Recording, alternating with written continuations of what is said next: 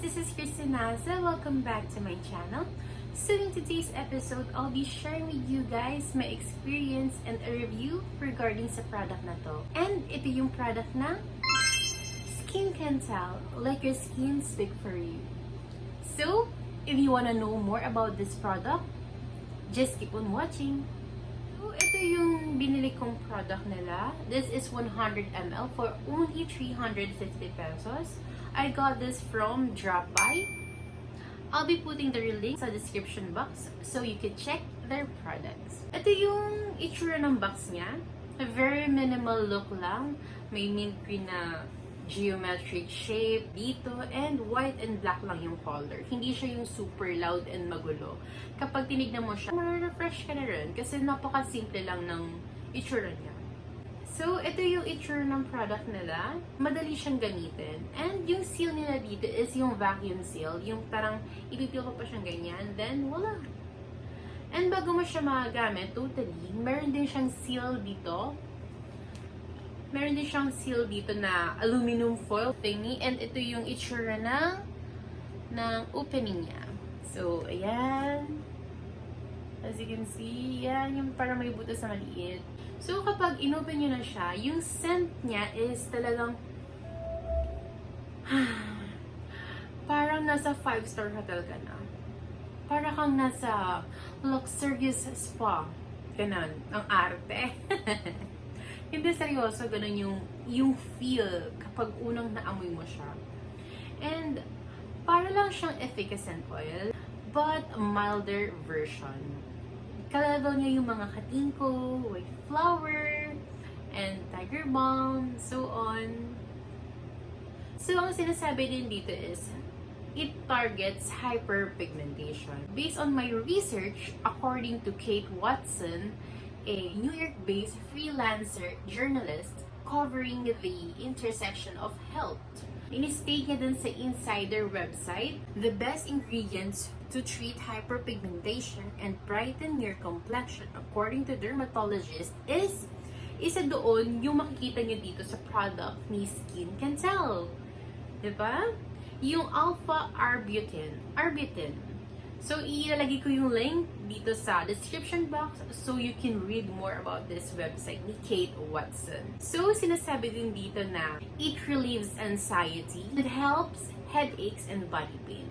Actually, kaya ako sinabing I would like to share with you my experience regarding this product kasi nagamit ko na siya yesterday.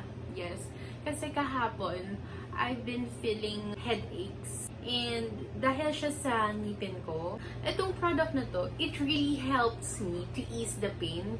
And nung nilagay ko siya, para lang siyang Vicks, efficacent oil, ganong version, na talaga nakakapag-cool. And guess what? Nauso yung mga titas of Manila, diba? Dahil hindi na tayo bumabata and working na tayo. Like, mga millennials ngayon, ilang taon na.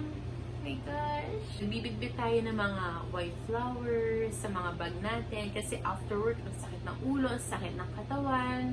So, maganda tong substitute doon sa mga ilalagay natin. Maganda to para hindi mahalata na medyo tumatanda na tayo. Diba? Parang nagdala ka lang ng hand cream, kung ano-ano pang kaartehan. So, it really helps me nga na ma-ease yung pain and kahit papano makatulog ng maayos. Yes. And, you know what?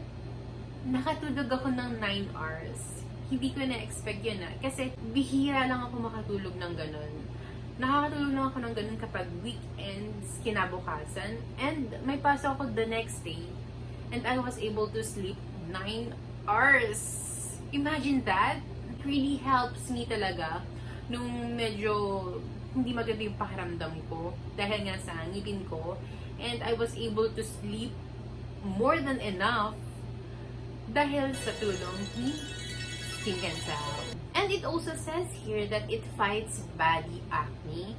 And they also recommend using this every post-workout and other treatment. So, maganda rin siyang gamitin kapag you wanna relax sa work, like you're loaded with lots of work and ang dami-daming kailangan pang gawin.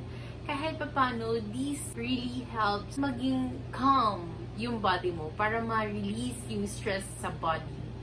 So, if you're 10 times stress sa work, this would lessen the stress. Mga 80% helps. So, precautions lang din, guys. Avoid contact with eyes. And if you did, just rinse it with cold water or tap water. Like the efficacent oil and usual remedies natin sa mga body pains. For external use, only lang po sila. And if irritation occurs, discontinue using it and seek medical help immediately. By the way, guys, I would like to share with you na my skin is super sensitive according to my dermatologist. So, upon using this, wala naman ako naging problem. So, kahit papano, medyo mas gagaan yung loob nyo para gamitin to. Dahil nag-work naman siya sa akin sa type ng skin ko. And wala naman akong reklamo about doon. And also, guys, this is also safe for pregnancy and lactation women. Yay! So, wala naman akong ibang sabihin na about dito to share with you yung naging experience ko dito. And I hope it could help you. So, I would totally recommend this Skincantell. Let your skin speak for you. Tuwang-tuwa talaga ako kapag sinasabi ko yun eh. Let your skin speak for you. So, I would highly recommend this sa mga women's out there na nakaka-experience ng body pains, headaches due to heavy load ng work. Yung mga efficacent oil natin, parang nag-slip siya kapag hinahawakan and napakaliit nila.